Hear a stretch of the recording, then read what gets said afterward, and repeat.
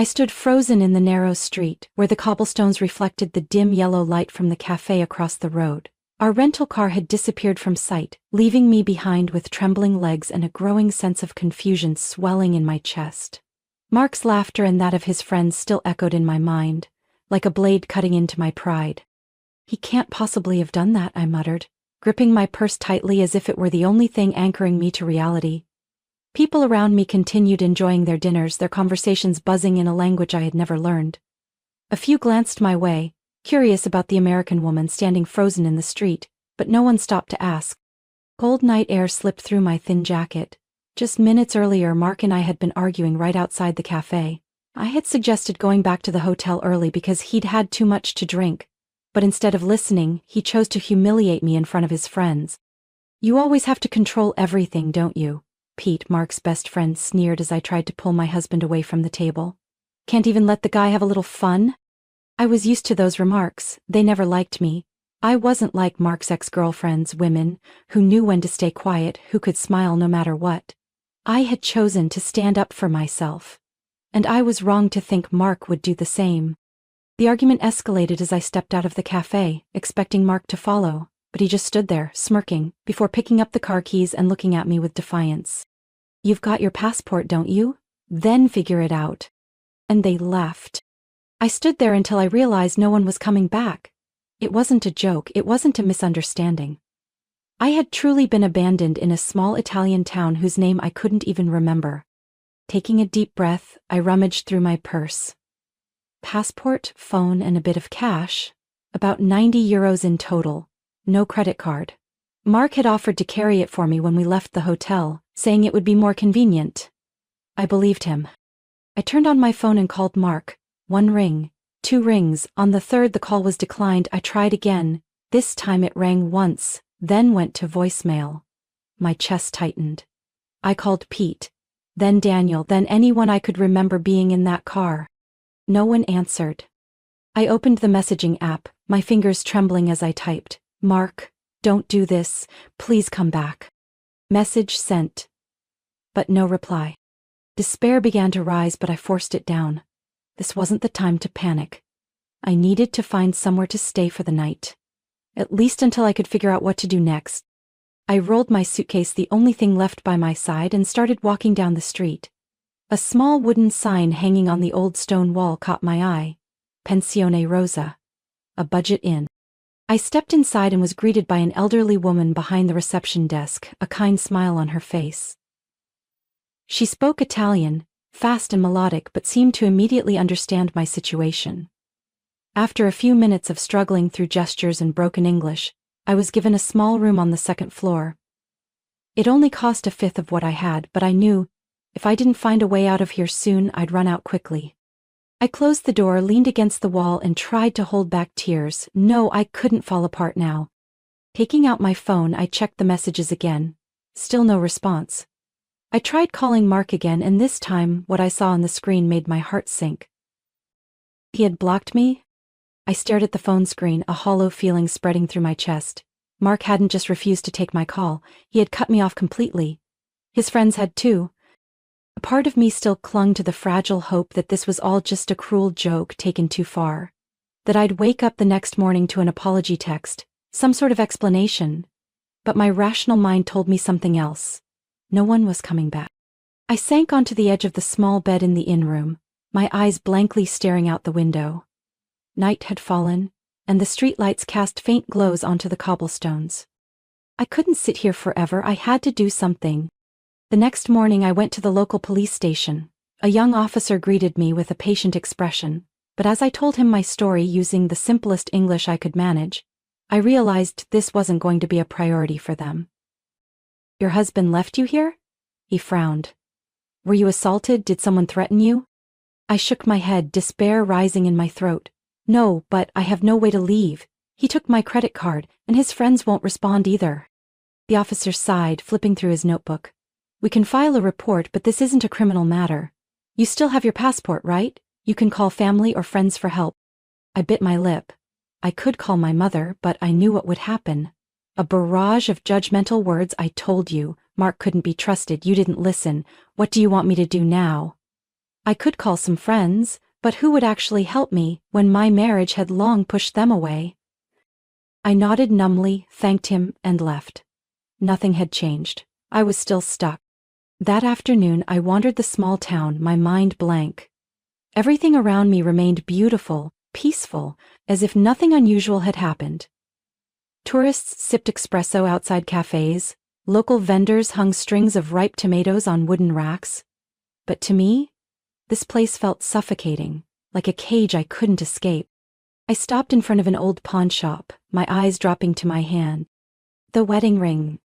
Mark had bought it in our 3rd year of marriage, a small but elegant diamond meant to symbolize the promise he once made to me.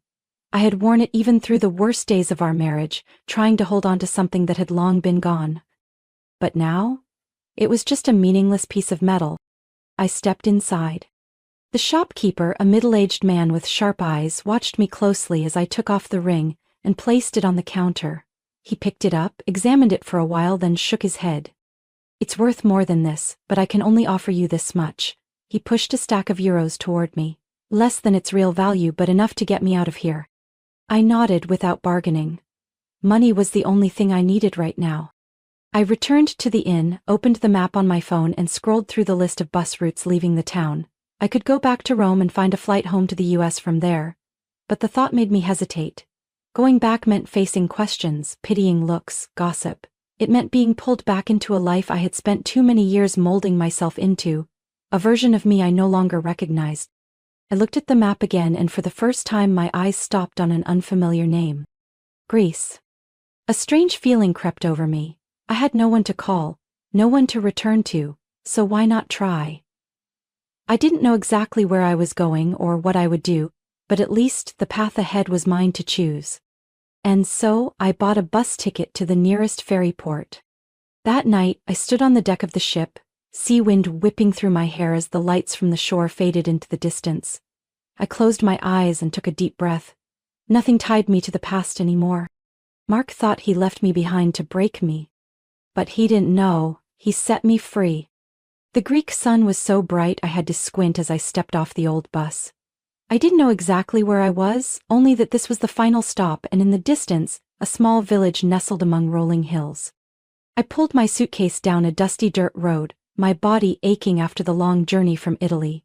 I didn't have much money left, just enough for a few meals and a cheap place to stay, but what I had more than anything was freedom, and an uncertain future. The village was quieter than I expected.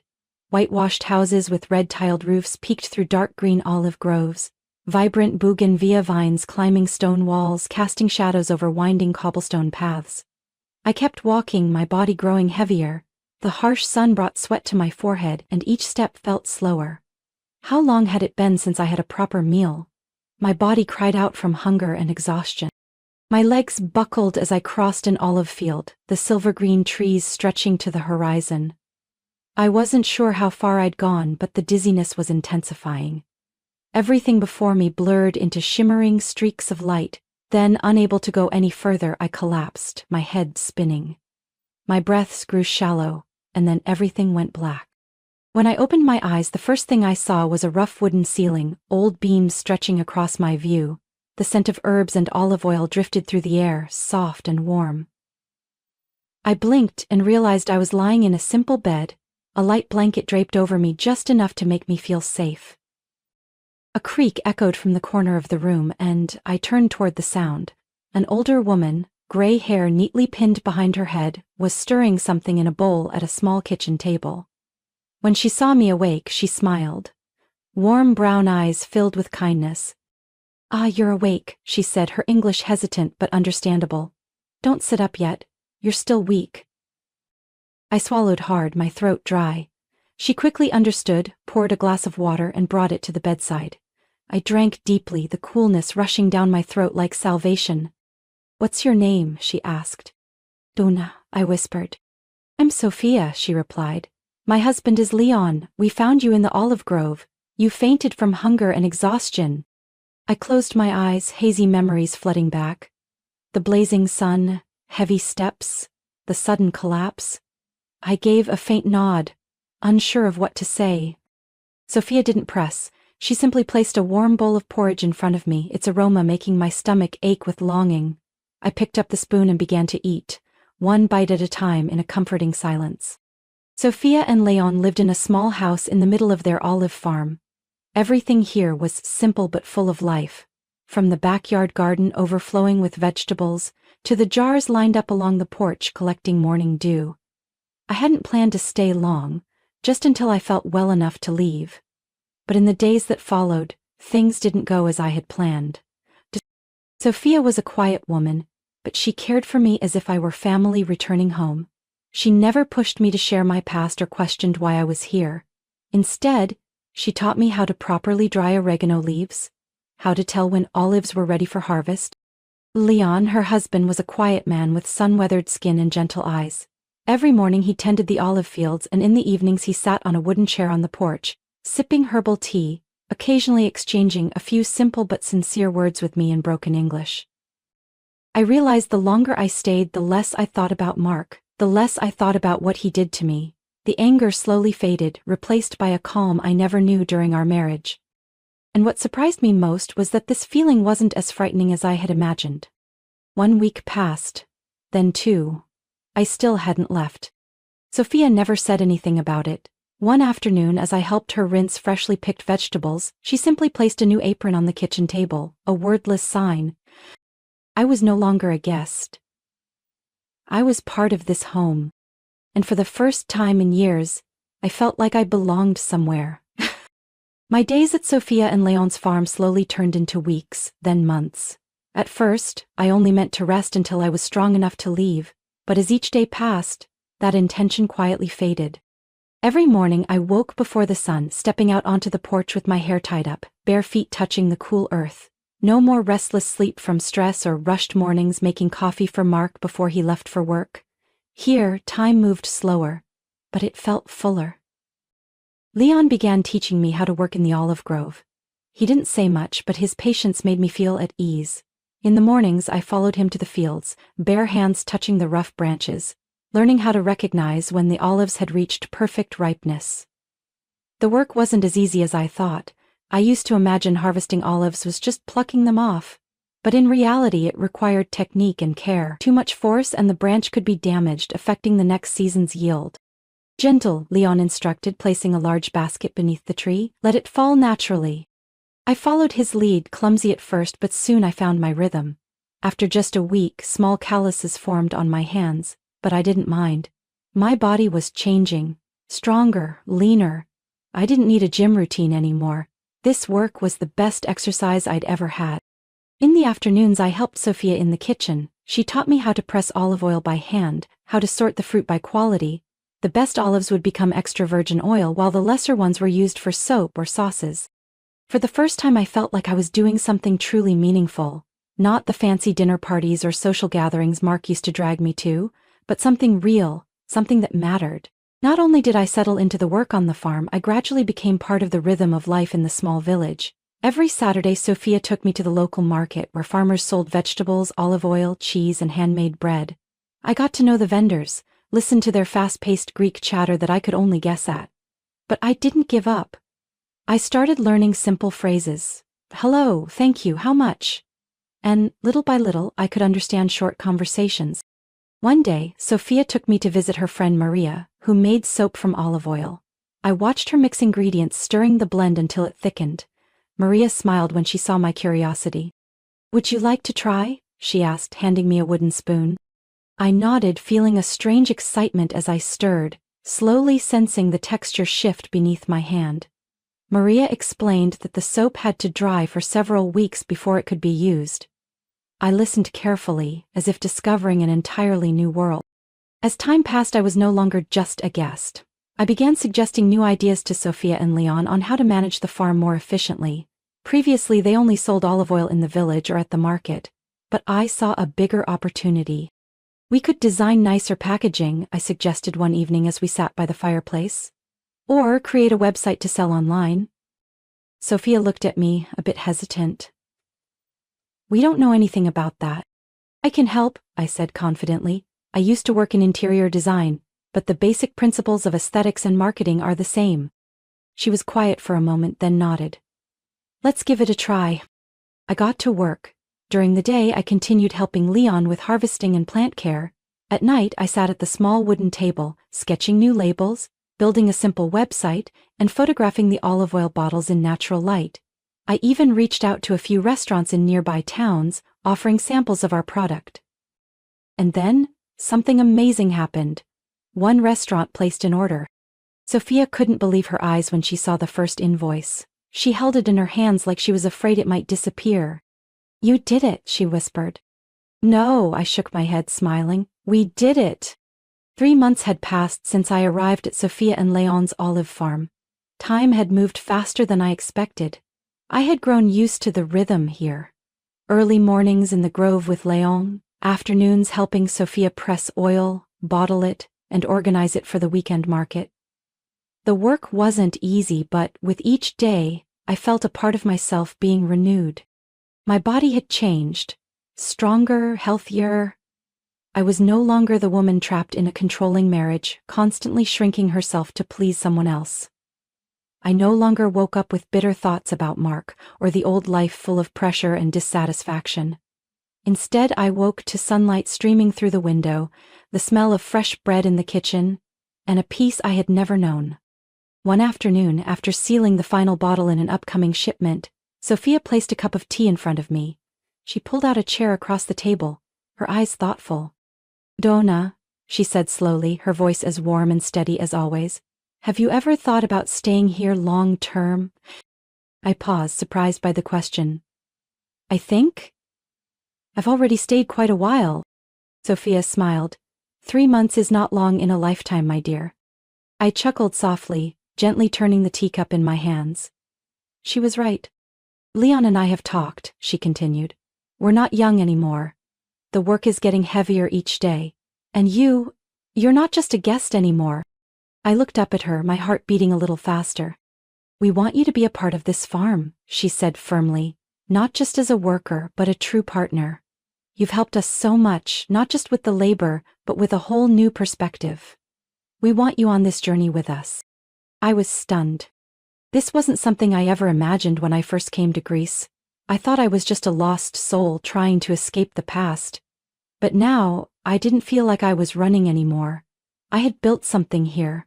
A new life, meaningful work, a place where I truly belonged. I didn't need time to think. "I'm honored," I said, my voice trembling with emotion. "I'll stay." Sophia laughed, her eyes gleaming with joy. She reached across the table and gently squeezed my hand. "Good," she said, "we have plenty to do." That night, I sat on the front steps of the house, looking out at the wide courtyard where ancient olive trees stood tall under the moonlight. I thought back to the first time I arrived. Lost, afraid, unsure of where to go or what to do. I once believed my life revolved around Mark, that without him I had nothing. But now I knew that was a lie. I had built something of my own.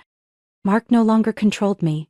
His words, the limitations he placed on me throughout our marriage, all of it was meaningless now. I was free.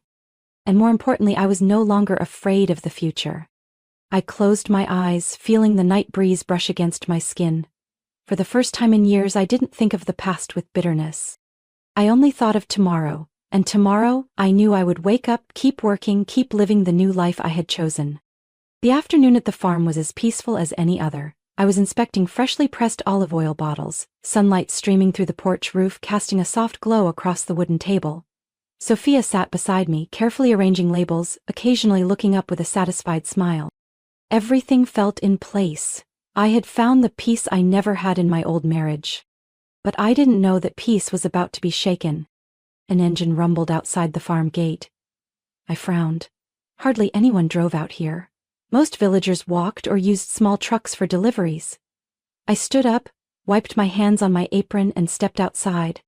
A sleek black car stopped in the dusty courtyard. When the door opened, my heart froze. "Mart."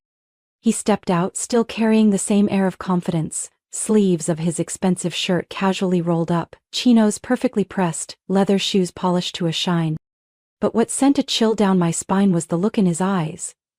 Not anger, not sadness, but the gaze of someone convinced he would win. I said nothing, I just stood there, waiting. Finally found you, Mark said, his voice as steady as ever. Had to hire a private investigator, Donna. Do you know how much trouble you've caused me? I folded my arms, keeping my voice calm. What are you doing here? He let out a dry laugh, stepping closer. We're going home. I raised an eyebrow. Which home exactly? He sighed like he was speaking to a stubborn child. Don't do this, Donna. This little tantrum has gone on long enough. You know you don't belong here. You're running away, but you can't run forever. I clenched my fists, but didn't flinch. You think this is a tantrum? I gave a short laugh.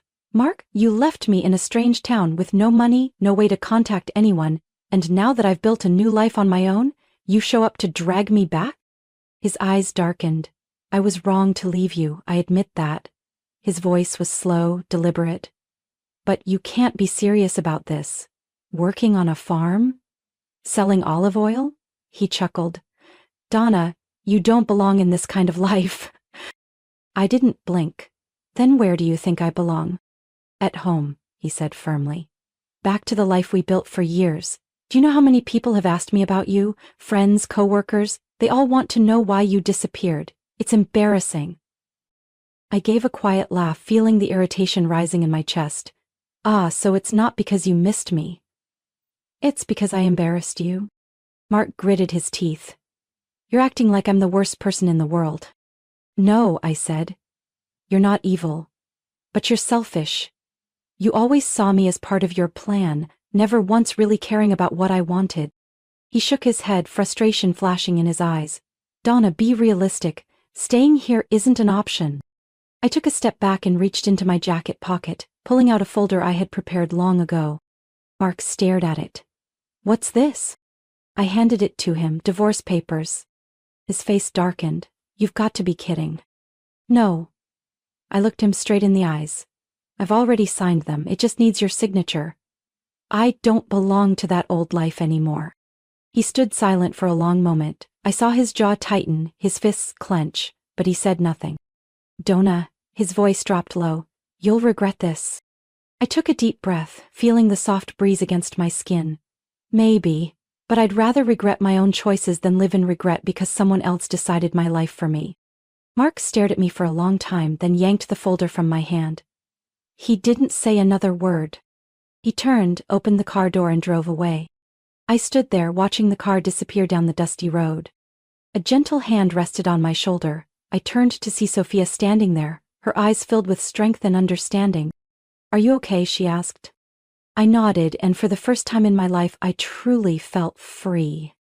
The sun was setting behind the olive trees, casting a soft orange glow across the fields. I stood on the porch, holding a cup of herbal tea, feeling its warmth spread through my fingers. Down the hill, Sophia and Leon were checking the latest batch of pressed olive oil in the storage shed. From here I could hear their voices. Familiar sounds I had grown used to over the months I'd spent in this place. Mark had left 3 days ago, taking the divorce papers I had already signed. I didn't know if he was angry or hurt, and honestly, I didn't care anymore. The years of being controlled by Mark were over. And the most surprising thing was, I didn't feel any sense of loss. Not even a little. I was no longer the fragile woman who once believed love meant enduring everything. I had found myself in these olive fields, in the scent of herbs drifting through the window each morning, in the warm sunsets beside Sophia, in every golden drop of oil we poured into bottles for the market. I had found a new life, and I wouldn't trade it for one I no longer belonged to. Donna, give me a hand, Sophia called from behind. I set down the cup and walked quickly into the yard. In front of me were sacks full of freshly harvested olives ready to be taken to the pressing shed. Together, Sophia and I moved them inside, the olives rolling across the wooden floor, filling the air with the fresh scent of the new season. This batch will be heading to the market this weekend, Sophia said, wiping her brow. I heard a big restaurant from Athens wants to buy in bulk. I smiled. We'd come a long way since I first arrived. At the beginning, our olive oil was only sold within the village, but with a few packaging and marketing changes I had suggested, our product had started catching the attention of bigger restaurants and shops. Sophia looked at me, her eyes filled with pride. Donna, do you know something? If it weren't for you, this farm wouldn't have grown the way it has. I shook my head with a small smile. No, I just played a small part. Without you and Leon I wouldn't have had any chance at all. She patted my shoulder.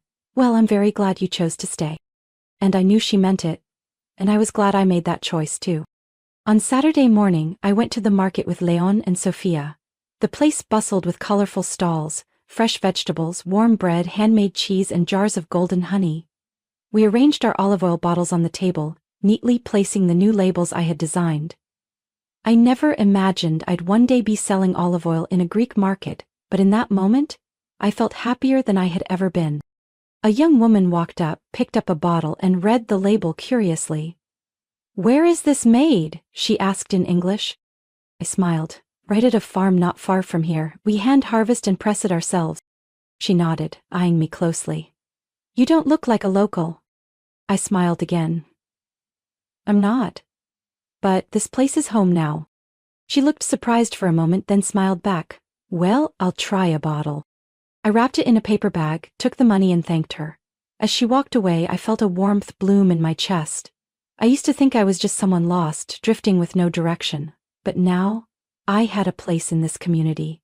I was part of the farm, part of this small village, part of a circle of people who welcomed me without judgment.